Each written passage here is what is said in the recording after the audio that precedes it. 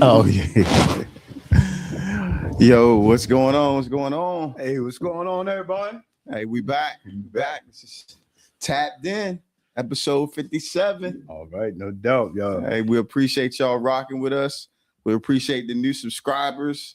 And we appreciate our wives, man. Oh, no doubt, man. They Appreciate did our that big wives. one, man. They got it one over on us, didn't they? They did, man. They did. So we had a holiday event this past weekend. We always do it during Christmas time, where we invite our friends, people that we do business with, out, for a night, have a good time, good entertainment and stuff like that. But it's always for a cause. So we try to raise funds or get donations for gifts so that we can give it back to kids in the community. We don't mind having a good time, but we want to be able to do it with a cause. It makes it even better. No doubt. And I think it's a really dope event, man. And for it to be able to continue doing that, even in like this economy, people still willing to, come out and give their time and their money. So it's always good, man. Sure. And man, God's gonna continue to bless y'all for even doing that, man. It's weird because it don't seem like it's a lot of work, but you forget about it. Well, until the day after, and you got to finish cleaning up. And stuff. But when you're there and people having a good time, and it's turning out the way that you want it to be, it's just like what better than this, man? To have good food, good friends, some family, but for a good cause. I mean, you can't really beat that, man. No. And thank you. With gracing the stage and the presence with your spoken word, man, brought down the building. I appreciate you, man. No doubt, man. I always enjoy it, man. Yeah. Then we had Nisi from Seaford. She came out. Oh yeah. Gave us a couple pieces. I was trying to wrap her up. She's like, "Hold on, I got another one and another one. Okay, another one." That's all it is. I said, "Okay." She was feeling it, so we let her cook. That's it. That's it, man. Cook. And she speaks from the heart, man. She really, for sure. She give it, no doubt. For sure, man, for sure. And you can tell. You can tell the difference when somebody's speaking from a place they done been at, where they had to navigate through and how they and how to get back. So we appreciate everybody that came out. Appreciate our wives. Thank you so much. Oh yeah. You know what I mean? They always there in the background, liking our posts, sharing our posts. You know what I mean? Giving us maybe some ideas and stuff we should talk about. Oh yeah. Or might give you a couple jabs when you get home, like, yo. Oh, you said that, did you? Yeah. That's how you feel? Yeah. What, you bringing me up in the podcast again? Yeah. So, but no, it's all good. It's all good. We usually like to touch on football a little bit. I thought we were skipping that tonight, man. We gotta say something, man. We gotta say something. So we ain't gonna talk about we're not gonna talk about all the teams. We haven't talked about them. And it's been 3-4 weeks now, man. Shador, man. Oh yeah. We definitely could talk about Shador. Yeah. Well, we talked about him a little bit last week in reference to fathers and being present in their lives and stuff like that. But I mean, the pressure that this kid is under and what he had to go through and to be able to perform. Mm-hmm. Like last week was, man, he threw for almost 360 yards, man. Yeah. As a rookie on the Cleveland Browns. Right. And like he had to do that. Yeah. In order for them to be like, you know what, man, we gotta let this kid rock. But it's still sabotage. They still sabotage you. You take him out on a drive, on the 2-yard line, 1-yard line, twice, and because they still want to control the narrative, right? And he would have been a hero, right? You get that W, and you do that. The headlines. I mean, you already in the headlines more than any fifth round pick, right? Ever. Man, they in the headlines more than any team. Than the Patriots and the Broncos that's winning. Yeah, everybody. I mean, if you go on YouTube, man, if you follow sports, there's not a pundit, a commentator that's talking about sports that don't have some kind of breakdown of Shador on what he did on Sunday, what he did do, what he didn't do, his potential, the things that he should have done. I mean, everybody got an opinion and something to say. So this is what got me today, and I don't know if this was, I don't want to call their name because I might get it wrong, but someone was upset because he doesn't carry himself on post-game interviews. Like he doesn't use the vernacular or the things that they think he should use. Like he don't get up there and speak like the coach or something like that. You know how he's like carefree, he laughs, he tells jokes. But they intimidated by his confidence. Right. He's not cookie cutter. He get up there, he says the right things. Right. Now it's a problem because he don't say it the way they want him to say it. Right. I say, man, come on, man. It's crazy, man, because it kind of remind me a little bit of AI. Yeah. That's when he came into the league, it was like, I'm not wearing no suit. I'm comfortable in his skin, like, and see, that's it. We had this conversation, man. This was a long time ago. And we talked about confidence and self-esteem. Mm-hmm. He has very, very high self-esteem, like belief on the inside of himself, not about who he is as a person. Right. And so when you have that high self-esteem, it's hard for anybody to say anything to make you not feel that way. Right. Because how I feel is not based on what you think of me. Up here, what you think. Right. It's coming from an inward place. Like I know who I am. Right.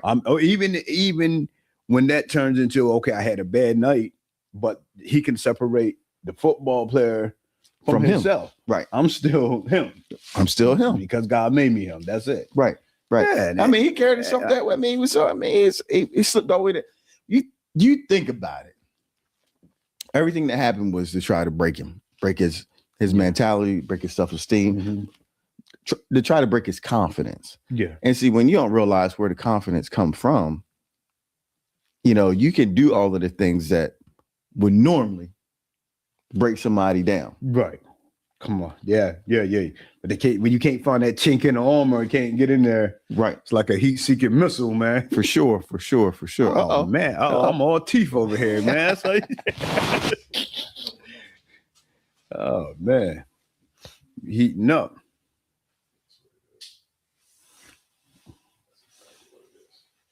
Yeah.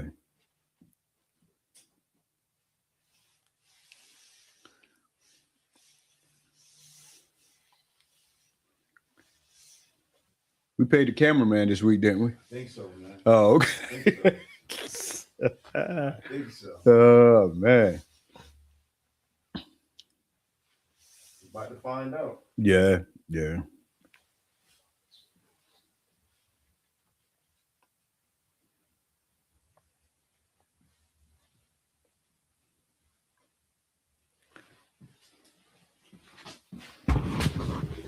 All right. Guess we back again.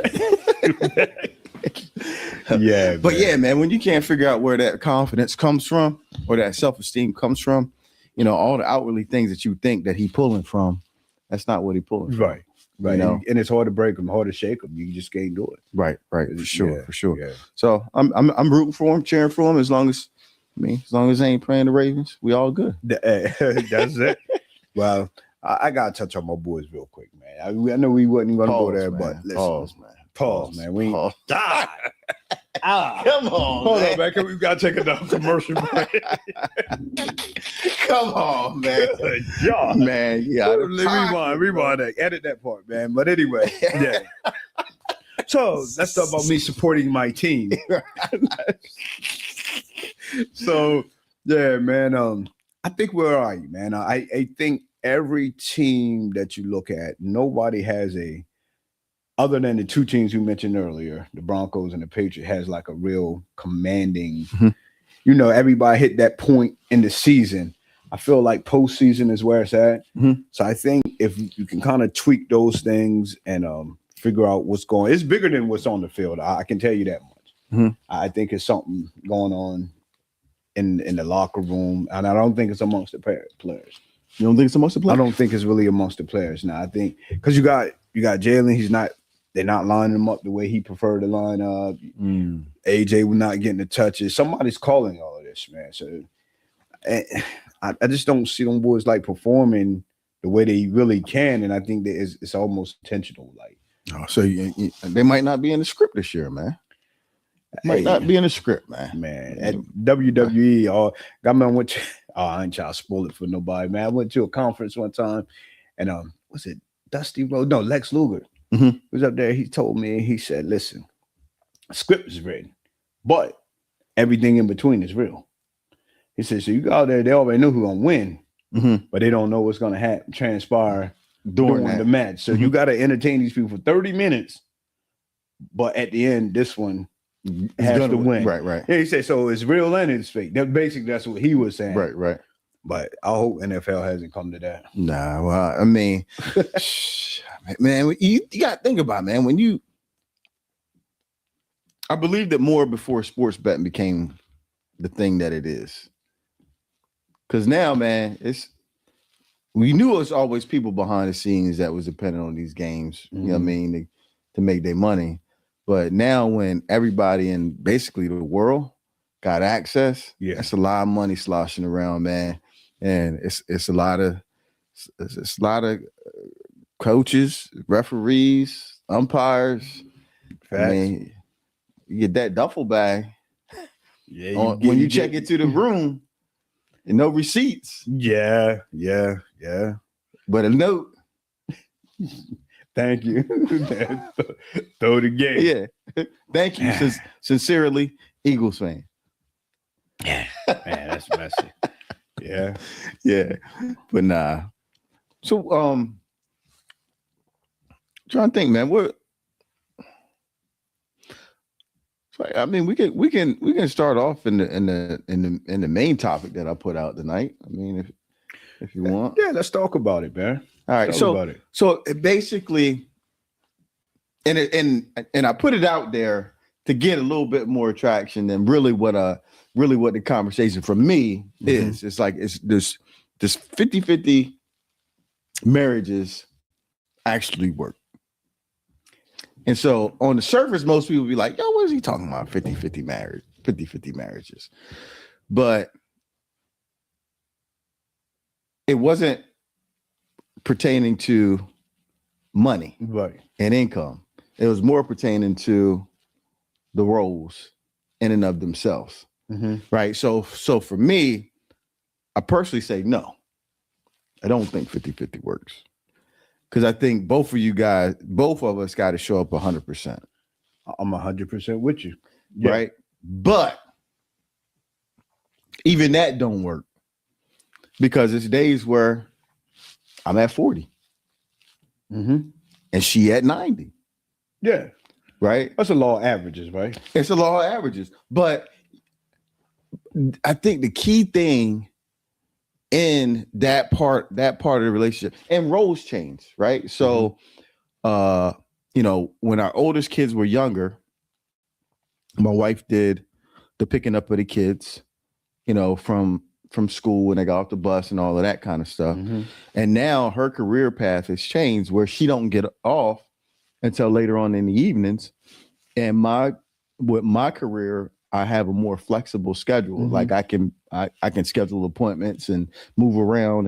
And whereas when she's at the salon, she can't really do that.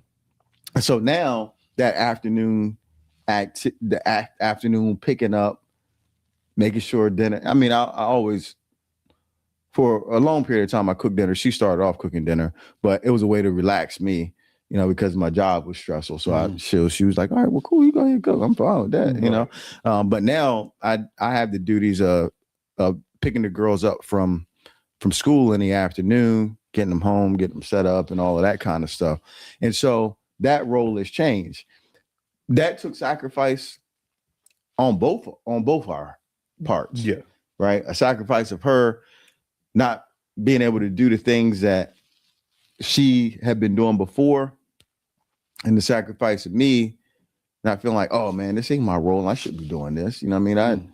I ain't had to do this before. I mean, it wasn't that way. It's like she supported me in my career for a very, very, very long time. I was able to do something that I'm and still am able to do something that I love to do.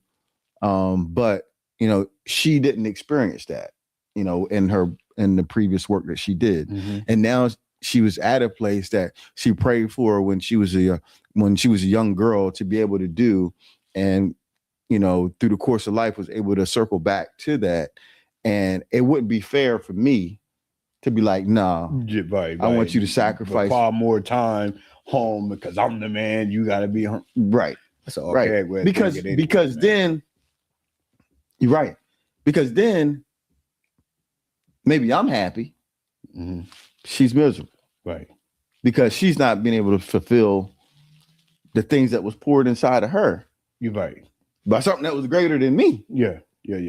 So it's like, you suffocating that fire, that flame, and then that's going to show up in other places in a relationship. It's going to show up as resentment down the road anyway. You have so many people from the outside looking in. I'm talking successful, highly successful people where, we talked like Aisha Curry, some of them where, okay,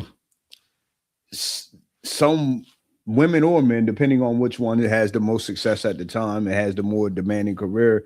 It's like the other person loses their identity. You're known as this person's wife or this person's husband. And then after, it's all smiles and it's good when, everything. But after a while, when you realize you're not living purpose, now you get resentment because it's like, I could have did this. And sometimes Father Time catch up to you and that thing that you wanted to do, you're not prepared for it anymore. And it's like, dang, I gave all of this to support you. Right. But where was you at? And that's why it's important to listen and hear. It's been times my wife loves school.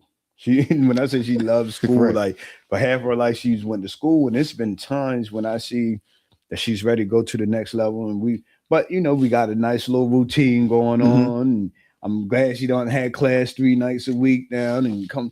So it's getting on, and I just see that, you know what? She's not satisfied. And now I'll make the recommendation. Hey, babe, think maybe you need to go ahead and go back. Go ahead. Because I know that's what's going to fulfill her. You know what I mean? And in turn, she's done that for me a lot of times because, I always consider the family. I'm like, nah, this might not be go for it. I got you. Whatever slack I got to pick up. Right. So, but if we was thinking with a 50-50 mindset, it wouldn't happen. It wouldn't work. No. It wouldn't work. It don't. And I think it's only. I think it's only in relationships where you're probably older, and that dynamic from the very beginning is what both of those people are looking for. Like as far as the fulfillment and purpose part of it. Right. So like if you got a guy who's in his late 30s, early 40s, is extremely successful, right? And he wants to be able to start a family and stuff like that. I mean, just common sense is going to tell you that he's probably not going to be looking for somebody who's as motivated and has a drive that he does, right? To go after whatever dream he's pursuing.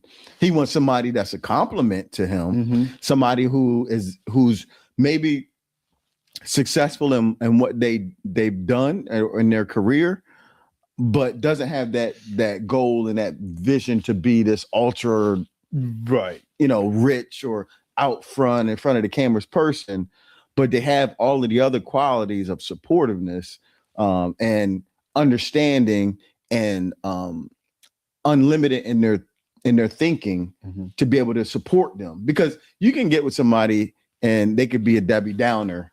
Right. They could have a lot of the qualities, but then when it's time for you to hit the road, go to work, oh, why are you going? Like, do we really need? So those two things have to align. And I think in that case, when you're older and you both understand those roles for that specific thing, I think it can work. Now, there still also has to be a meeting of the minds as far as, emotionally what's expected between the two of them, right? Because you still have to show up. You can't be, say, okay, well, you here to cater to me because I'm making the money and and I'm affording you this lifestyle. You don't have to work. All you gotta do is take care of the kids or whatever. But it's like, okay, well, you know what I mean? Emotionally, that works for you, but Right. I need more than just to be doing this. You know, I need for you to appreciate what Right. I'm doing. Yeah. Value how important what I'm doing allows for you to be able to do the things that you want to do. And so in that case, it works. But I started all of this by saying, sometimes I could be at 40, she could be at 80 or 90. But there are times where I sense we both might be at 20. But I have to choose not to be there. Yeah. You got to fight through some things and say, you know what? We both can't be in this same spot. So I gotta see something that ain't even there. Make you believe, not make you believe something, but paint a picture of something that's not even there. Yeah. To pull me out and to pull you out too. Yeah. Because that's the sacrifice in relationships. I don't think people talk about a lot. Right. And they got and that requires you not to be selfish. And I'll tell you another thing that hinders that from really growing, that not having that 50 mindset is a jealous ass boy. You can't be jealous, man, because jealousy means, a lot of times jealousy means I don't want you out of my presence for, you go to work for 8 hours, but if you're building something for over here that's going to require another 3 hours or 4 hours of your night, you need somebody mature enough to say, hey, I can't be in two places at one time. Right. If I want this to look like this for 3 years down the road, that's just like what I said earlier about my wife going to school, you driving up to William, going up Wilmington, doing this. Now, if I was a jealous guy and oh man, we going out every night and hinder you, make you feel bad for something that it's like, and I see it so much though. And sometimes with the women too, it's like, okay, I need to be outside to do what I have to do. When you got a guy, man, he out there and he's in his own company truck, he got to ride and get busy, do what he got to do. You can't hinder him on that side. And then when it comes to the other side, hey, where the money at? Right. Well, I want to go here, I want to do this. Right. But I think you're stifling that person. And then they'll never be able to give their 100 and you'll never be able to give yours. Sometimes it's like, okay, be great, go be great. And then when we come together, because we're going to find that time. Right. Or life is going to slow up enough where we can come back together. But sometimes you got to be okay with being separate. And a lot of people just can't deal with it. Yeah. I was blessed enough to be able to, have that. But it took some work though. You have to explain it. And you got, like you said, they have a meeting of the minds. Okay, you can go out here, you're going to do this. But when you come home, hey, we still got to eat. Right. We still got to do this. So we got to figure that out. But it's work. Right. Yeah. And you got to be, like you said, unselfish in order to make that happen. You know what I mean? Yeah. For sure. We talked about something a while ago. It's weird because it came up and I was like, man, I didn't know if I wanted to bring it up, but I am. We talked about Shatur and confidence. Mm-hmm. And regardless of, how, it may seem from the outside, I think everybody goes through phases when they're not confident. Mm-hmm. And one, and I'm going to say it could be in something that they love to do, right? But it could be an instance, a bad transaction, a bad encounter, somebody having a bad day and just, complaining about your service and you as an individual. Mm-hmm. And sometimes that can shake your confidence. Oh yeah. Right. And so for you haven't heard this. Usually we'll like have questions or whatever, mm-hmm. but for you, it's crazy because I remember, and you never said what the context of it was. Mm-hmm. But has there ever been a time where you lost confidence, and how were you able to find your way back? Well, yeah, that is a really good question, and definitely been times where I lost confidence, and it's a layered response because I've lost confidence, but I've never lost faith in God. Right. You know what I mean? I've never lost faith in my creator. So I always know when I hear his voice and he say, go this direction, I know I'm going the right direction, but sometimes everything along the way will tell you it's not. And honestly, I've been in sales my whole life. If anything can make you lose your confidence, it's sales. Because I mean, all the trending, and 1 minute you up, it's hand over fist. Next minute, your phone not ringing, or it's not touching, and that could really shake your confidence because you start to look at, okay, am I losing customers because of myself? Am I not getting the phone calls for something I'm not doing right? Right. But then I think what I do to overcome that is kind of realize that it's ebbs and flows with everything. It's ups and downs. And I say, you know what? I'm gonna keep showing up, doing the same thing that I do. And then when it come back around, and then next time you see it again, you say, okay, I know what this is. Right. Because I've been through this before. I gotta weather this out and it'll come back. And I think not folding is what helps build that confidence, because if every time you hit those spots where you don't feel like you're dominating in your field, you fold, I'm gonna do something else, because you're never gonna realize that I'm gonna get over this hump. Yeah, for sure. So what about you? So for me, man, I think the number one thing is faith in God, and faith in what you're doing is what you're supposed to be doing, right?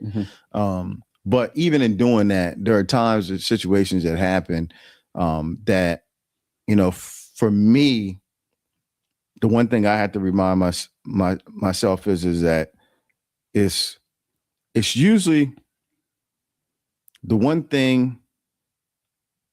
It's usually, to me, it's usually something small, and it's usually the one thing that keeps coming back.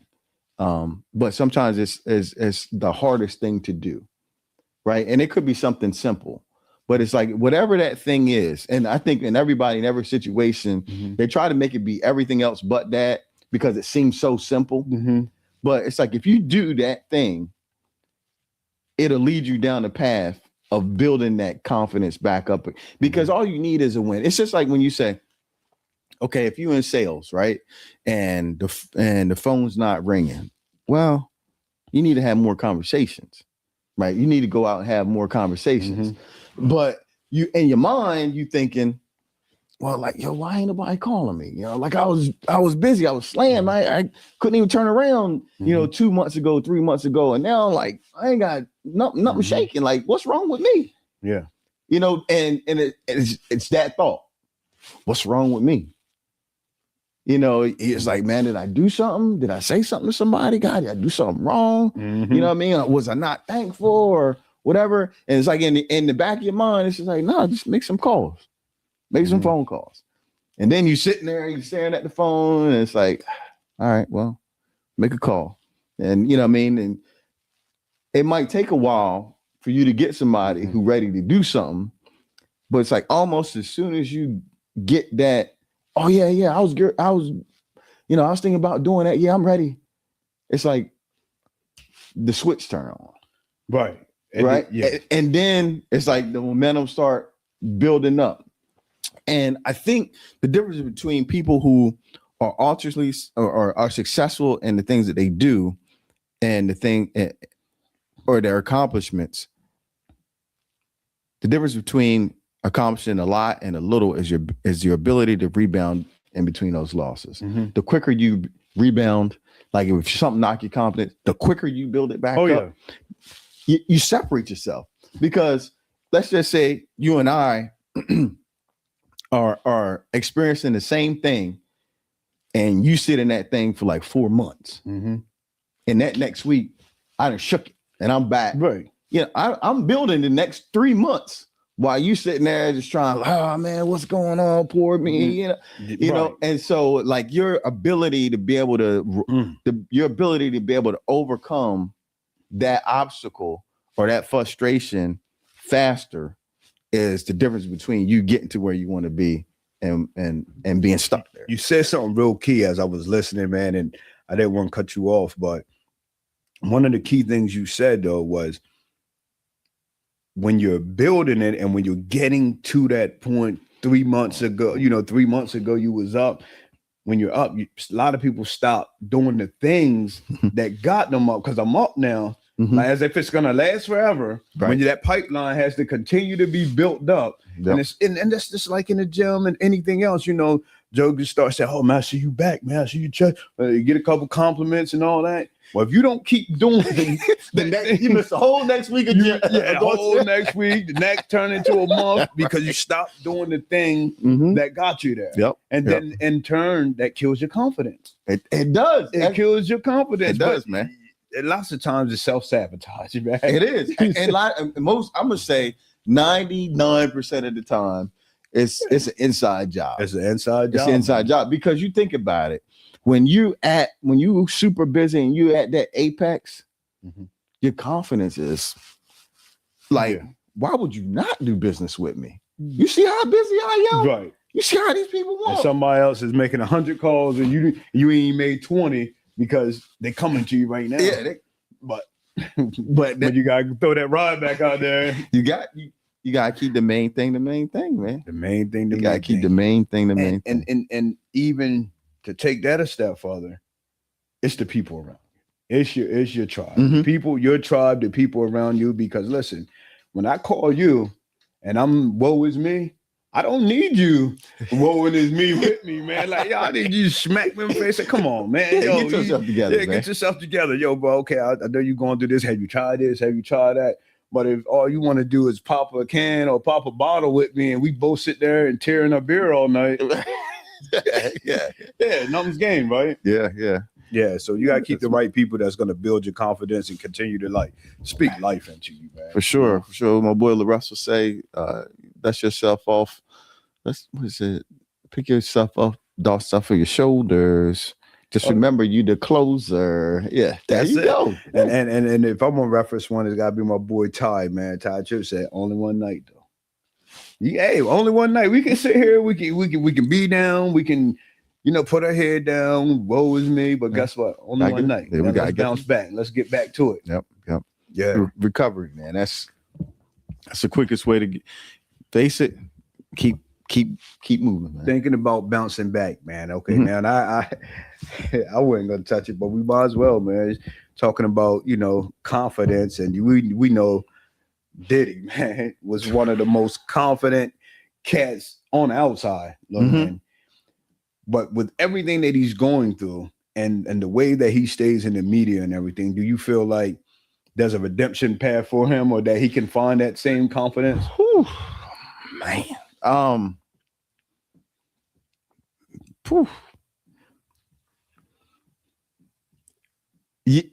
Yes.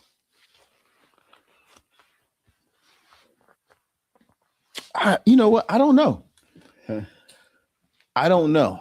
I say yes, but I'm gonna say no. I don't know. Because so much of what he built was based off of the persona of Diddy, and now the persona of Diddy has a whole different persona. Yeah. Right, and turned into an action word. Right. Yeah. Like no Diddy. Yeah, no Diddy.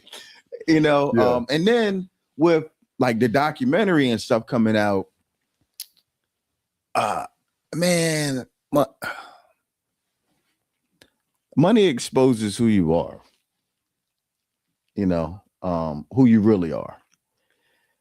And I can't. It do because I don't. Because I don't 100% agree with that. I think it does because I don't. if you the things you like, whatever you spend your money on right now, right? Not spend your money on the things that you do with your money right now. If I 10x, if I 100x your money, it's probably going to be proportionate to those same things that you're spending it on now. Yeah, but I still don't think that enhances the person you are, because I think money helps actually enables you to hide the person you are more. Because I didn't watch all the documentary, but yeah, because sometimes people want to be so far removed from their upbringing, so far, you know what I mean? You grow up poor, you grow up, you know what I mean, in certain neighborhoods that you want to separate yourself from people if you used to like being without. That's not the part of the story you really want told. You want to put on a different persona so that money is just hiding it's the fake you. I feel like I don't think it enhances who you really are. I think it put him in a room with a lot of. I think he was introduced to a lot. So I'm gonna use your example. So if you're insecure about how you grew up, right, and you're trying to separate yourself from that, if you don't have money, you can't. If you have money, you would do exactly how you feel. You would separate yourself and you would create this new persona. Well, guess what? That's who you was. You just didn't have the money to do it. Like, I mean, I'm taking something that is, you know, an insecurity. If it's something that you secure about, you're gonna. But you use the word persona. A persona is So what I'm saying is not necessarily persona. It enhances what's really inside of you. That's what you think. Your core values, who you are at the core. I think it shows up. If you're a given person, if you get blessed with a lot of money, it's hard. It's gonna be hard for you to blow it because you see so many other needs that you can help. Now, will you be spending more on maybe more lavish things? Yeah. You good? Yeah, I'm good. But you still gonna be constrained by that same pull that you had when you saw people in need and you wanted to help. Right. You still gonna have that same pull. Right. And now you just got more money to give to those things. And so, like, I really do. I think it magnifies. I really do think it magnifies what's down inside of you. If you want to, yeah. Because if you're the type of person that want to hurt people, now you got the means and you got fun. Yeah, I think. And if you want to help people, now you got the means to do it. I've never looked at it. This is my personal opinion. I never looked at it that it's the money that's doing that. I think it's the power. And I think those two things could be separated because just a lot of people that got money that don't have that influence and that power. I think the power and the influence is the thing that really, because it's almost like you get a godlike complex now. It's like, if I call this shot, it's going to happen. And everybody with money can't do that. It's an influence that you have to have. So I think it's more of the power, man. And I think those two, money, power, respect, man. I think those two are. I think they're separate. I mean, I do think they're separate because I mean, I'm not gonna mention no names, but here recently I've seen somebody who's had a lot of money, right, and they carried themselves a certain way. But I've also seen them get all the power that they could never buy with all of that money.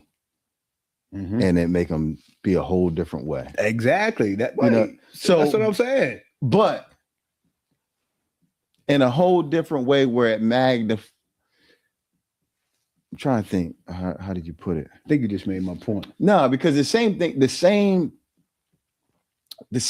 is, I think everybody has a core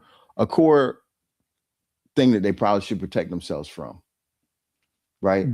And for somebody who's had all of the money, right, and been able to do all of the things that they want to do, and the one thing they never had was the power, that's going to be the thing. Yeah. You know, but for somebody who's never had the money, you know, if you give them, I mean, it because there's a certain type of what's the word I'm looking for? when you have a lot of money, it allows you to get in spaces and places with people, you know, so you kind of can carry yourself. You carry yourself a certain way because you've been exposed But to you a can lot buy of your things. way into things, but can that buy your way. power The is what controls the money, though. Right. The power controls the money. Yeah, because if you have power, it can control it. It can control, but the power is going to give you the money, and the money. What I was saying was the money magnifies the character in you. Yeah, I could agree with that. You know what I mean? It just magnifies. You can see what the heart of a man is by where he put his money at, what he do with the money that he has. Yeah. You know, the power aspect of it is that's something to me, like you said, that is something that's totally different, because I can't really tell what type of man you are if you have a lot of power. Yeah, because a lot of times you can throw rocks, hide your hand, and you just calling the shots. Right. But when you think about what we was just talking about, Diddy, and you thinking about the people around him and the things that wasn't said, the things that was said, and the people that wouldn't speak up, and that's power. Mm-hmm. That's power. But it's until you come up to somebody who's more powerful than you. Right. And then you get exposed because they're looking at your receipts and where you spent your money. Okay. But you know what? Another aspect about that, though, man, I would like to talk about briefly, man, is this that you know, he went to trial. Mm-hmm. He was on Front Street. Mm-hmm. He got his time, his sentence, for somebody to come on the back end, another brother to come on the back end, capitalize off that, make a documentary, another one, after everything's said and done, to like further put someone else's legacy in the dirt. How do you feel about that? Do you feel like and I think more as a community, is that a trait that, even though they're doing it on that level, that you see all the time, just on a smaller level?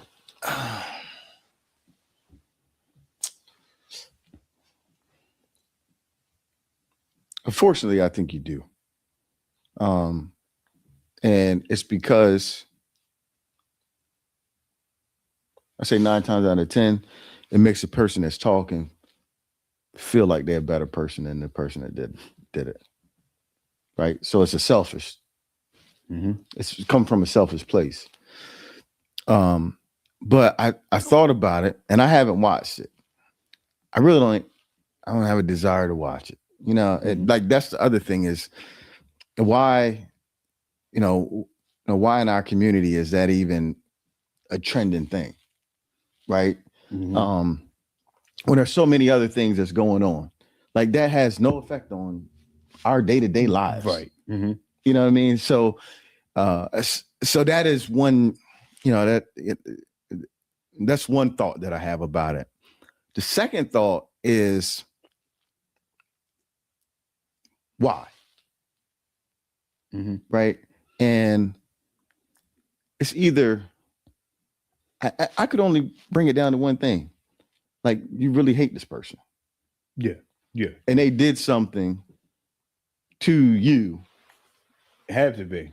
That would make you go to this extreme. That level of petty boy. Yeah. I mean, that's the only, and I mean, whoever watching this, you put it in the comments. I mean, give me your thoughts. But so it's either hate them that much, they did something to you that you just can't forgive, or you just want the money that bad. Yeah.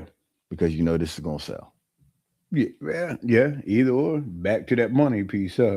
But you know what? You said a key thing, man. It makes the person, lots of times, it makes the person that's talking feel like they're better.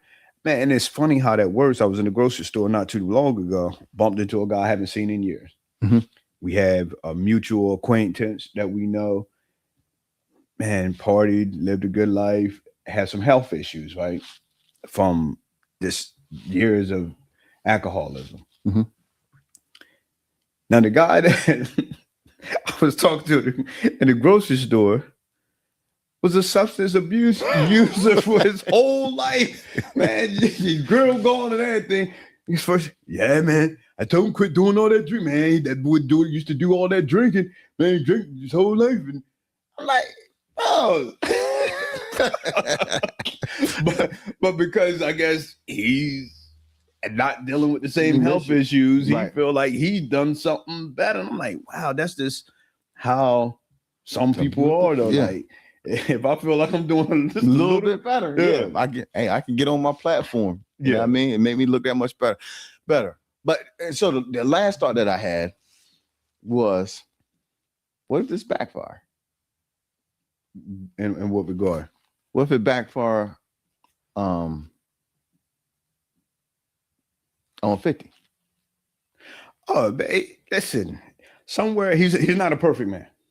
Right. He's not a perfect man. And I think he done made enough enemies, man, willfully, just like throwing this up to where I think jokers can kind of dig a little deep. It's going to be a 50. But I mean, you think about like and I don't even. And I like Fifth too. I would say that. I do too. I mean, I think he's his business acumen and the things that he's done, for communities and stuff like that, is commendable. Yeah, and I like him because he's not a conformist. He don't conform. He's himself. That's what I like a lot about. Yeah, for sure. But you think about there's so many projects that he has out already that's people don't even know about. That's making money on top of money on top of money. It's lead me back to why this? It has to be personal because even before Diddy, though, he didn't cross the tracks and pick a story from. I mean, he could have easily picked. It's a lot of trending topics that didn't involve. Somebody that looked like him. Right. Stay away from that, though. Stay away from that. That's all I'm saying. Man. Right. Well, I mean, this is I didn't know he's gonna go here tonight, but I mean, hey man, it's different. The plane, we landed the plane where we needed to land the plane. That's it. Yeah, for sure. You got anything else, man? Nah, man. I mean, did you put up Christmas lights? It's holiday, man. I mean, man, I haven't put them up yet, man. No, not yet. And I feel bad. That just even made me feel worse. That I don't have because I got a young 5-year-old. Oh, right? Yeah, we haven't even put up the tree yet. We put up 2 trees, man. I got grandbaby now. We ain't put a tree up probably 4 or 5 years. For real? 5 years. And now grandbaby wife, we got 2 trees. 2 trees. Yeah. Tree was up what, December 1st? Yeah, man, Thanksgiving it was up, man. You had a tree up Thanksgiving, man? We had a tree up Thanksgiving, man. Come on, man. Yeah. The turkey wasn't even done She yet, back man. in her groove, man. She back in the groove. So when y'all had kids, when did y'all put the Christmas tree up? Right after Thanksgiving. Maybe that weekend here. Maybe that weekend after Thanksgiving. Yeah, grandbaby here now. It's on steroids now. All steroids, man. You putting it up after the trunk or treat. Pretty much. But yeah. Cool, man. Well, hey, we appreciate y'all for tapping in. As always, I didn't say it in the beginning. Like, comment, share, Facebook, Instagram, TikTok, YouTube. We on the side cooking, so we trying to brainstorm and come up with some new and improved ideas. Maybe got one on the way next week. We talked about it a little bit earlier in the week. Yeah, no doubt. That you guys can get involved in, and we can show our appreciation to some of y'all. No doubt. So again, man, we appreciate y'all. As always, comment. Let us know what you think. Let us know what topics that y'all talking about that y'all want us to bring up on here on the show. That's it. Yeah. No so we appreciate y'all. Stay tapped in. Peace.